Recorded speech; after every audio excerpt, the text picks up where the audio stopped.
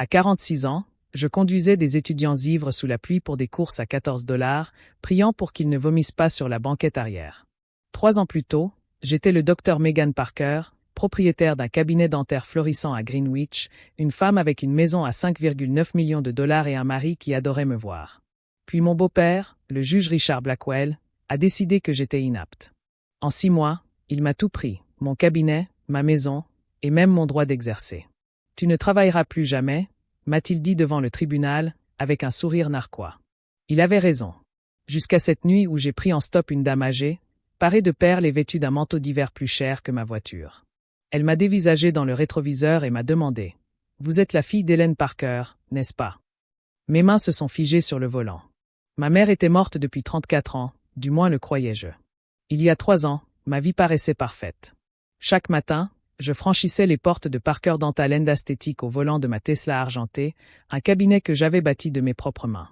Nous avions 5 fauteuils, 8 employés et une liste d'attente qui s'étendait sur des semaines.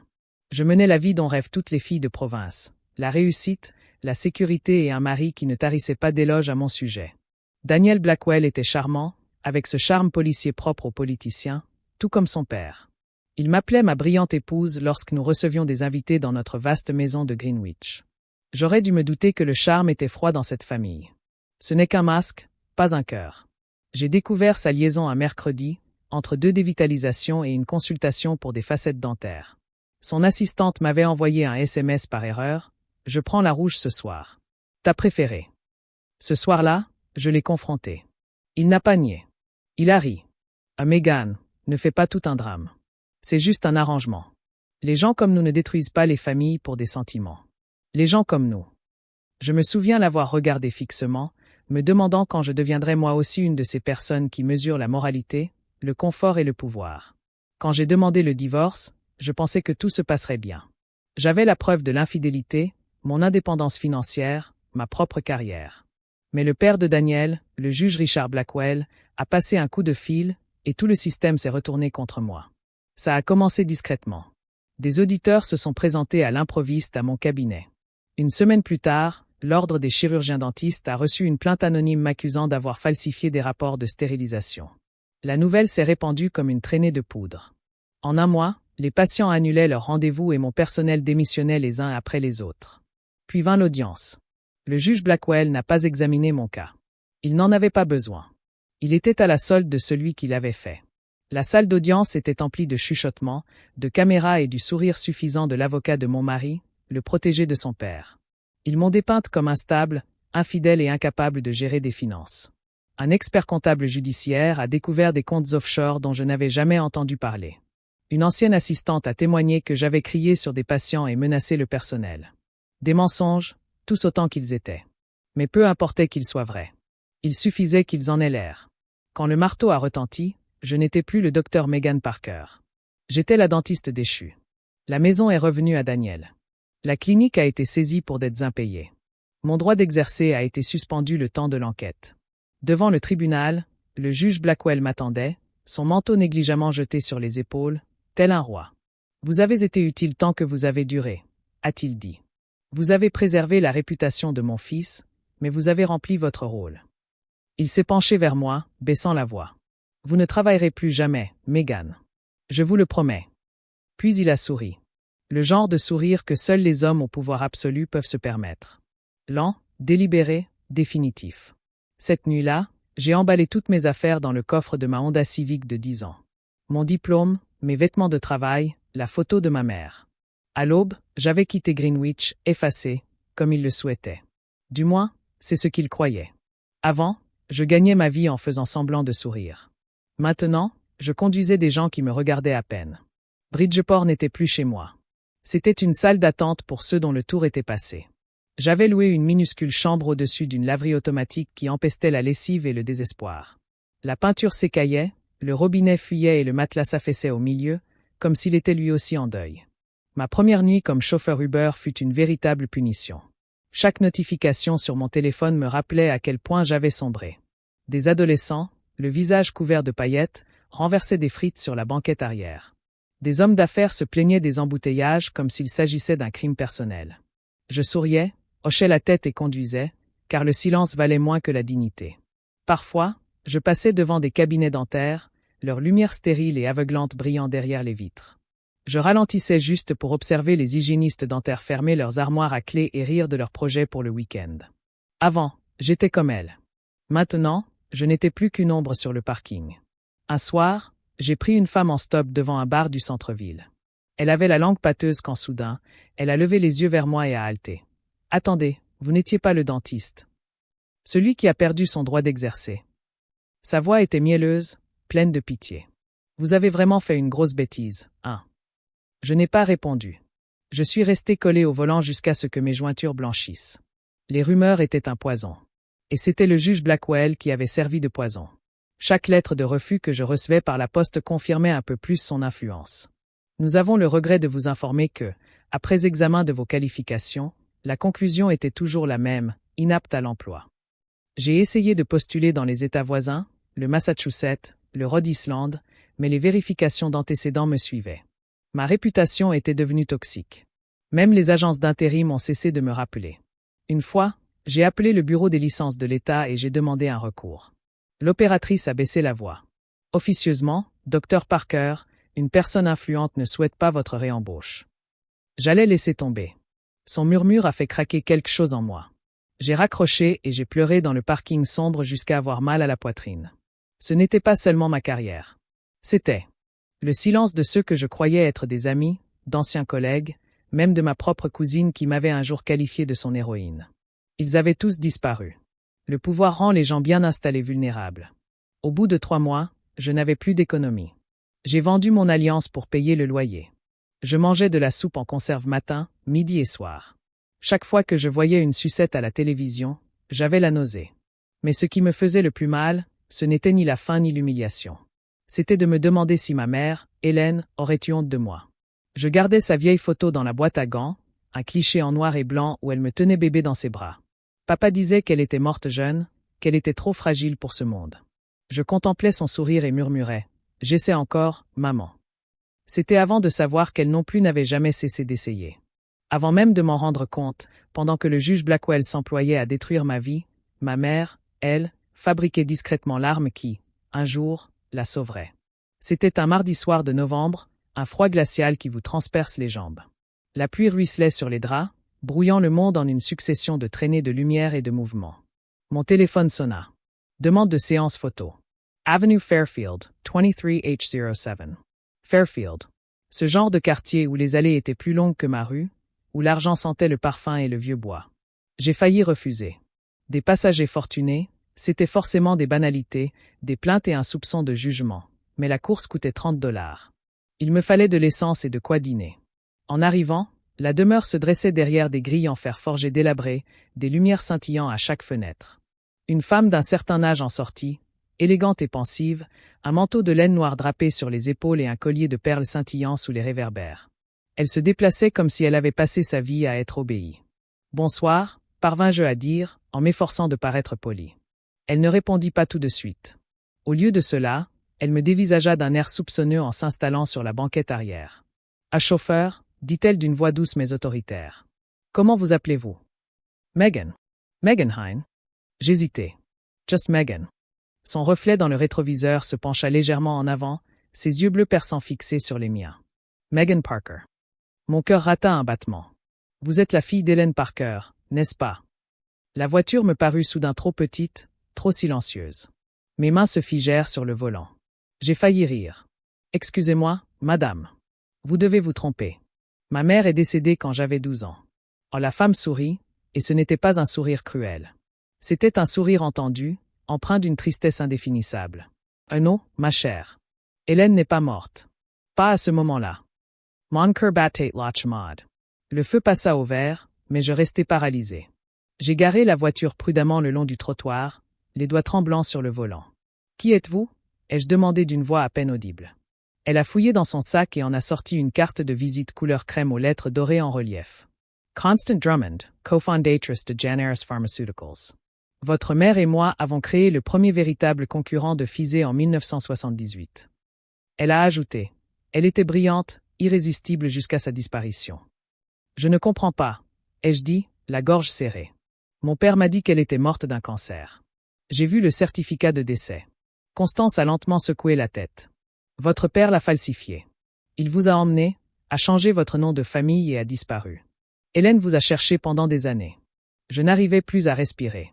Le monde extérieur était brouillé par les larmes et la pluie. C'est impossible, ai-je murmuré. Pourquoi aurait-il fait ça? Parce qu'elle devenait puissante, a dit Constance. Trop puissante pour qu'un homme comme lui puisse la laisser faire. Il ne supportait pas son succès. J'avais mal à la poitrine. Pendant des années, je m'en suis voulu d'avoir tout perdu, de ne pas avoir été assez forte. Et voilà qu'une inconnue m'annonçait que toute ma vie reposait sur un mensonge. La main de Constance se posa doucement sur le dossier de ma chaise. Ta mère n'a jamais cessé de construire, Megan, et elle n'a jamais cessé de préparer. Avant de partir, elle s'est assurée que tu es tout ce qu'elle te laissait. Je la fixai dans le miroir, mon reflet pâle et vide. Quoi? Que m'a-t-elle laissé? Les lèvres de Constance esquissèrent un léger sourire entendu. De quoi détruire l'homme qui t'a détruite? Dehors, la pluie s'était calmée. Mais dans ma voiture, l'orage grondait. Je restais figé, mon souffle embuant le pare-brise, tandis que Constance ouvrait calmement sa mallette en cuir sur la banquette arrière. Tu devrais voir ça, dit-elle.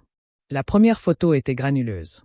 Ma mère, Hélène, se tenait devant un bâtiment orné d'une élégante enseigne métallique.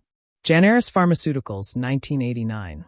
Ses cheveux, plus courts, étaient mêlés de mèches argentées, sa posture assurée. Elle paraissait vivante et forte. Derrière, d'autres photos. Ma mère serrait la main de sénateur lors de conférences, souriant près de matériel de laboratoire. Les dates s'échelonnent sur plusieurs décennies, 1997, 2008, 2015. Ma gorgeous Sarah. Ce n'est pas possible. Si, c'est elle, dit Constance d'une voix douce. Elle n'a jamais cessé de travailler, jamais cessé de se battre, et jamais cessé de te chercher. Je clignai des yeux, essayant de reprendre mon souffle. Je suis allé à ses funérailles. J'ai vu son cercueil. Constance hocha légèrement la tête, tristement. Ton père a tout falsifié, le certificat, les rapports, même la nécrologie. Il ne pouvait accepter d'être marié à une femme que le monde admirait. Alors, un soir, alors qu'elle était à Chicago pour un sommet médical, il t'a emmené et a disparu. Ces mots me frappèrent comme des coups de poing. Des images de valises à la porte me revinrent en mémoire. Un long trajet en voiture dans le noir. Mon père murmurant. Ne pleure pas, Meg. On rentrée à la maison. Je crus rêver. Je serrai le volant jusqu'à ce que mes jointures blanchissent. Elle me cherchait. Chaque jour, elle engageait des détectives privés, écrivait aux écoles, aux hôpitaux, aux ordres professionnels. Mais ton père était prudent. Pas de carte de crédit, pas de dossier médical. Tu es devenu quelqu'un d'autre, Megan Parker, au lieu de Megan Hélène. Les larmes brouillaient les images sur mes genoux. J'avais l'impression de contempler la vie d'une autre femme, une vie qui m'avait été volée. Pourquoi n'est-elle pas venue me chercher quand j'étais adulte? Me suis-je demandé. J'étais à l'université. Mon nom était dans les journaux quand j'ai ouvert ma clinique. Elle aurait pu. Elle l'aurait voulu. Constance m'a interrompu doucement, mais elle avait déjà compris que tu avais réussi. Elle ne voulait pas détruire la réalité que ton père t'avait construite. Elle attendait le bon moment, celui où tu aurais le plus besoin d'elle. Ces mots résonnèrent lourdement dans le silence qui suivit. Constance fit glisser une enveloppe scellée sur la chaise. Ah, voici la preuve de son dernier message.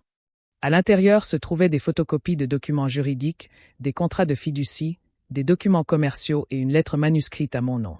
Ma chère Megan, si tu lis ceci, je ne suis plus là. Mais je veux que tu saches que chaque étape de mon parcours, chaque entreprise que j'ai bâtie, c'était pour toi. J'ai laissé derrière moi la vérité et le pouvoir de l'utiliser. Ne les laisse pas t'anéantir comme ils ont essayé de m'anéantir. Ma vision se brouilla à nouveau.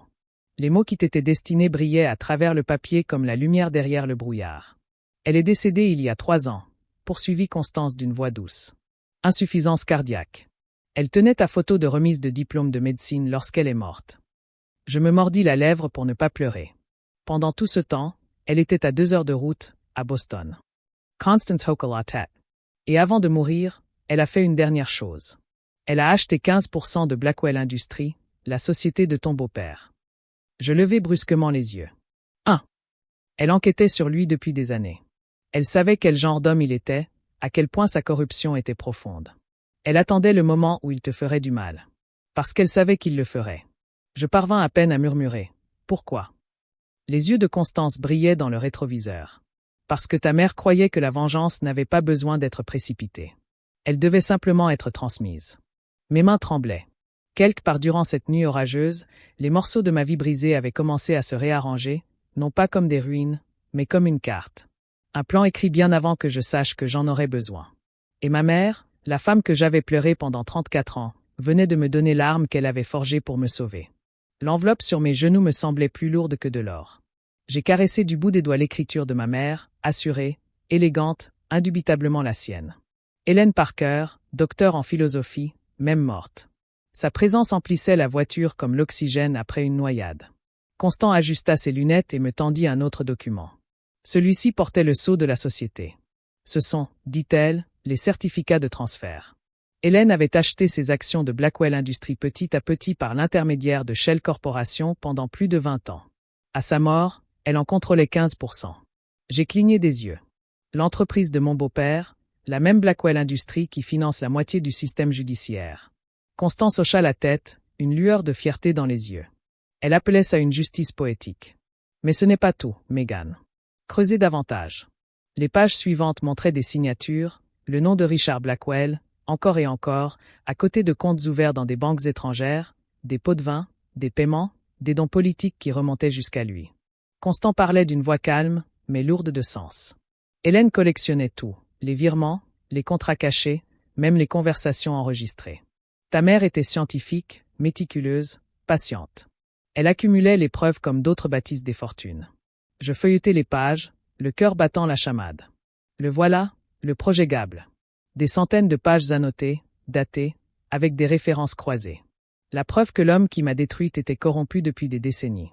Elle voulait que cela soit révélé quand tu serais prête, dit Constant doucement. Elle savait que les Blackwell te ruineraient. Elle l'avait prédit, et elle voulait que tu aies une arme assez puissante pour les réduire en miettes. J'avalais ma salive avec difficulté. Et maintenant, je l'ai. Constance esquissa un sourire. Vous avez bien plus que cela. Elle vous a légué un trust de contrôle qui, combiné aux parts de son associé, vous confère 41% de Blackwell Industries. De quoi destituer Richard Blackwell de son propre conseil d'administration. Le monde s'est effondré. Toute cette humiliation, ces nuits de pleurs et de silence, ces refus incessants. Soudain, ce n'était plus la fin de mon histoire. C'était le début d'un complot. Je fixais l'autoroute à travers le pare-brise ruisselant de pluie. Elle avait planifié cela depuis des décennies. Hélène n'a jamais agi sans réfléchir, répliqua Constance. Elle savait que le pouvoir ne se prend pas, il se prépare. Je fermai les yeux et je le vis. La salle d'audience où le juge Blackwell avait souri en brisant ma vie. La façon dont il s'était penché vers moi et avait murmuré « Vous ne travaillerez plus jamais ». Une larme brûlante coula sur ma joue, non pas de tristesse, mais de colère mêlée d'admiration. Il m'a tout pris, dis-je. Mais il ignorait qu'il travaillait déjà pour ma mère. Les lèvres de Constance esquissèrent un petit sourire entendu. Elle disait souvent « La justice devrait être comme la gravité. Lente, sûre, inévitable. » Dehors, la pluie cessa. Pour la première fois depuis des années, je levai les yeux et vis le reflet des lumières de la ville scintiller sur l'asphalte mouillé, comme 1000 petites flammes éclairant un chemin. Je murmurai « Par où commencer ?» Avec du courage, répondit Constant. Et avec de la patience. Elaine. Tout laissé entre les mains de Whitman et Cause, ses avocats à Boston. Ils te recherchent depuis son décès. Jacquia Sky, L-Adrenaline Me Submergent.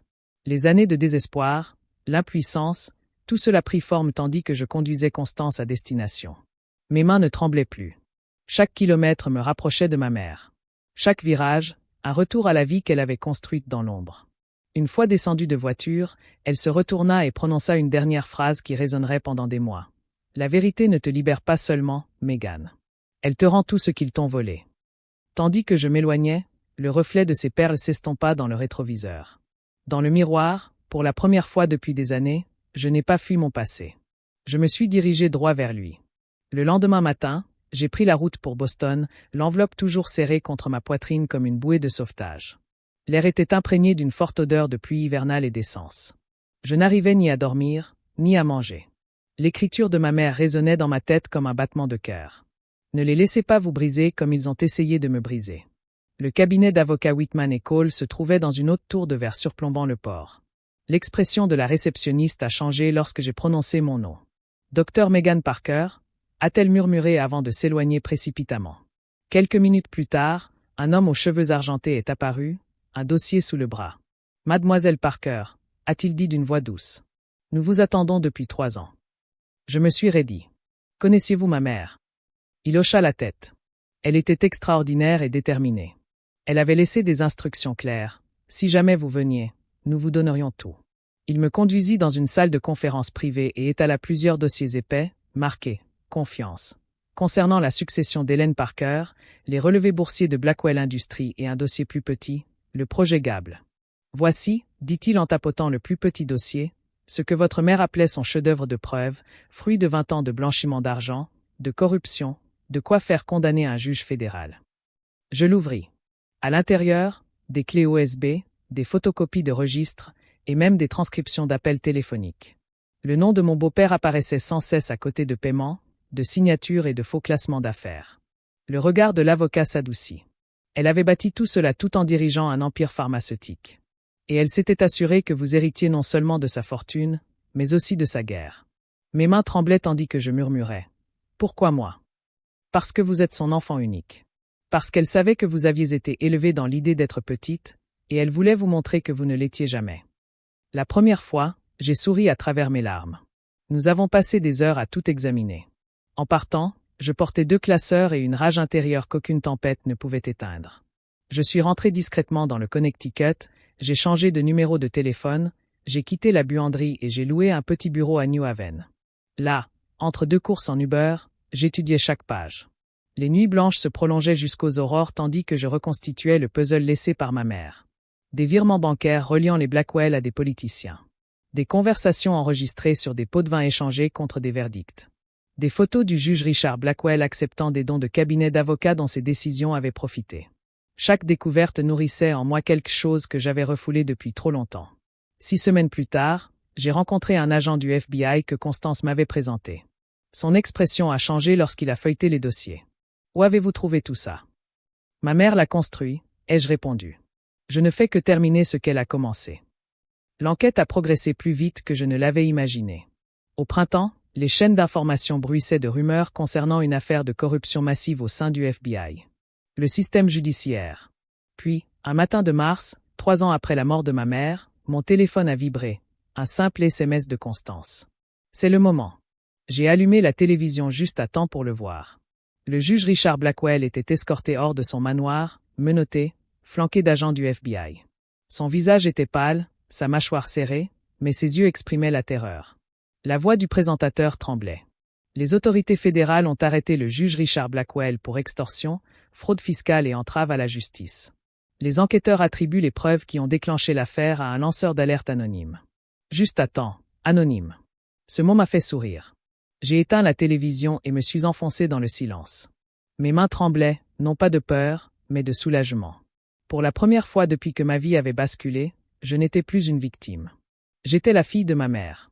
Et la justice, la vraie justice, commençait enfin à être rendue. Le jour du prononcé de la sentence, j'avais l'impression d'être au cœur d'un orage. La salle d'audience était bondée. Journalistes, caméras, murmures. Das Merste Marber. Je n'avais pas remis les pieds dans un tribunal depuis le jour où Richard Blackwell m'avait anéanti. Et me voilà de retour, non plus comme accusé, mais comme l'ombre qui se cachait derrière son procès. Quand on l'a amené, je l'ai à peine reconnu. Son arrogance avait disparu. L'homme qui jadis arpentait les salles d'audience comme si la loi lui appartenait, maintenant menotté, son costume de luxe flottant sur ses épaules. Il leva les yeux et me vit. Un instant, sun sang Freud à Safandra. L'éclat dans ses yeux n'était pas de la culpabilité. C'était de l'incrédulité. Je pouvais presque entendre la pensée se former dans son esprit. Elle a survécu. Le juge qui présidait le prononcé de la sentence, l'un des rares dans le Connecticut à ne pas être ébranlé par sa corruption, énuméra les chefs d'accusation pendant près de 10 minutes. Pendant 23 ans, dit le juge, vous avez abusé de votre pouvoir, manipulé la justice et détruit des vies pour votre profit personnel. Aujourd'hui, c'est la fin. Richard tressaillit au coup de marteau. L'ironie était flagrante. Puis ce fut mon tour. Le tribunal m'autorisa à témoigner en tant que victime. Mes jambes tremblaient lorsque je me levai, mais ma voix était assurée. Il y a 3 ans, cet homme m'a tout pris. Commençai-je. Ma maison, mon cabinet, mon eau. Il m'a promis que je ne travaillerais plus jamais. Et pendant un temps, il a eu raison. J'étais brisé, humilié, effacé. Je le fixais droit dans les yeux, la mâchoire serrée, mais il évitait mon regard. Ce qu'il ignorait, poursuivis-je, c'est que bien avant qu'il ne tente de me détruire, ma mère avait déjà construit l'arme qui le détruirait. Un silence s'installa dans la salle. J'entendis quelques stylos tomber. LS Appellate Dr. Elaine Parker, DISJ. Elle a fondé Jannar Pharmaceuticals, une entreprise qui a changé des milliers de vies. Elle était brillante, bienveillante et plus forte que quiconque. Il ne l'a jamais rencontrée, mais il a quand même essayé d'enterrer sa fille. Pour la première fois, Richard me regarda droit dans les yeux. J'y vis une lueur. Non pas du regret, mais de la peur. Vous utilisez la loi comme un marteau, dis-je doucement. Mais ma mère a construit l'enclume sur laquelle tu t'es brisé. Un murmure parcourut la salle d'audience. Le juge s'éclaircit la gorge. Avez-vous quelque chose à dire à l'accusé? J'acquiesçai. Oui. Je me dirigeai vers le bureau du procureur et sortis un dossier de mon sac. À l'intérieur se trouvaient les documents finaux transférant les actions majoritaires de Blackwell Industries à la Fondation Ella Parker pour la justice et l'éducation. Cette entreprise finançait autrefois la corruption, dis-je en poussant les papiers sur la table vers le greffier. À maintenant, elle va financer des bourses pour les femmes en médecine et en droit, les institutions même que vous essayez de pervertir. Richard Devant Levide. Oh! Commença-t-il, mais sa voix s'éteignit. Vous avez dit que je ne travaillerai plus jamais, dis-je. Mon ton était calme mais incisif. Vous aviez en partie raison. Je ne travaille plus pour des gens comme vous. Je construis ce que vous ne pouvez pas détruire. C'était cinglant. Le juge frappa de nouveau son marteau. Il condamna Richard Blackwell à 18 ans de prison fédérale sans possibilité de libération conditionnelle. Son fils, mon ex-mari Daniel, était assis derrière lui, le regard vitreux et la bouche crispée. Il paraissait plus petit lui aussi, comme si le monde s'était soudainement rétréci autour de lui. Tandis que la police emmenait Richard, il se retourna une fois et me fixa par-dessus son épaule. « Tu crois avoir gagné » siffla-t-il. Je pris une lente inspiration. « Non » dis-je doucement. « Ma mère, elle, a gagné. » Il trébucha légèrement lorsque le garde le tira vers lui, le cliquetis des menottes résonnant comme la dernière note d'une chanson qui avait mis 40 ans à s'achever. En sortant au soleil, les flashs crépitèrent, mais je ne m'arrêtai pas. L'air embaumait la pluie et la liberté. Pour la première fois depuis des années, je n'avais plus peur d'être vu, car la femme que je croyais avoir perdue comme ma mère avait transformé sa mort en ma renaissance. Et maintenant, debout sous les marches du tribunal où il avait jadis juré de me ruiner, je comprenais enfin. Il n'avait pas mis fin à ma vie. Il me préparait simplement le terrain pour que je puisse le récupérer. 1 an plus tard, il m'arrive encore de passer devant ce palais de justice. Les piliers de pierre me paraissent moins lourds. Les fantômes qui m'attendaient à chaque feu rouge se sont tus. La justice n'efface pas les cicatrices. Elle nous apprend juste à ne plus nous en excuser. J'ai rouvert mon cabinet dentaire sous un nouveau nom, Centre de bien-être Parker. Les mêmes mains, les mêmes soins, mais maintenant, une pancarte au-dessus de la porte indique « Fondée à la mémoire du Dr. Elaine Parker ».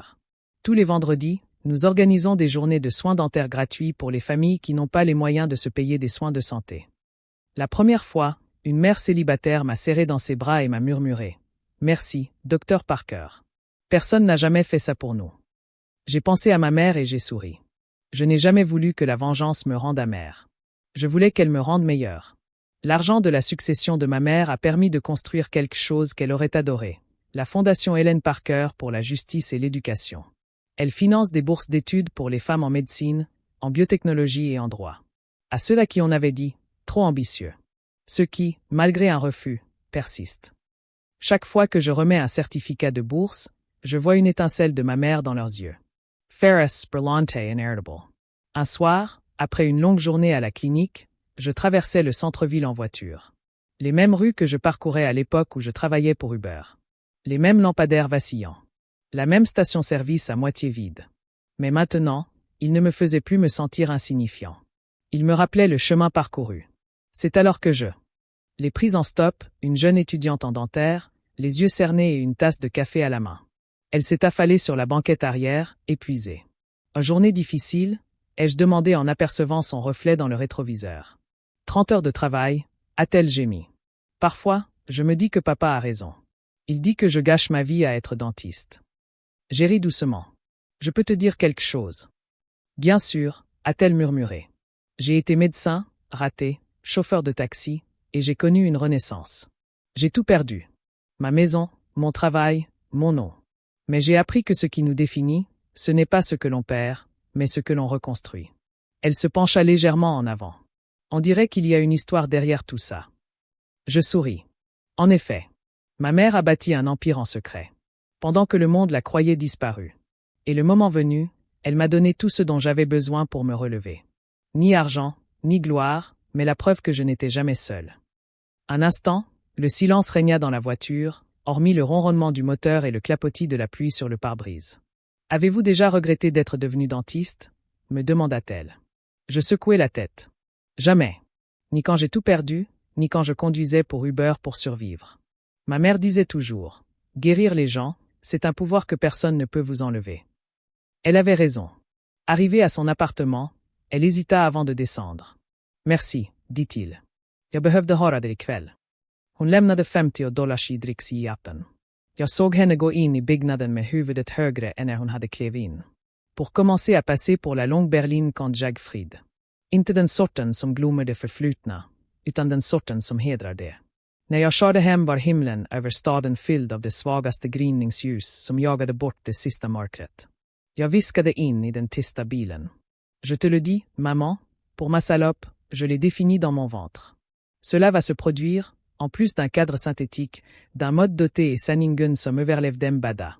La famille Blackwell s'est lancée dans le contrôle. Hélène Parker s'est rendue compte qu'elle était en mesure de faire des affaires, de sorte qu'elle ait des perspectives et des actions, qu'elle s'attaque à la corruption et qu'elle s'attaque à elle depuis peu. Et juste un coup d'œil sur le Connecticut pour voir la situation de ma mère qui m'a donné tout le monde ou ma femme. Det var frihet.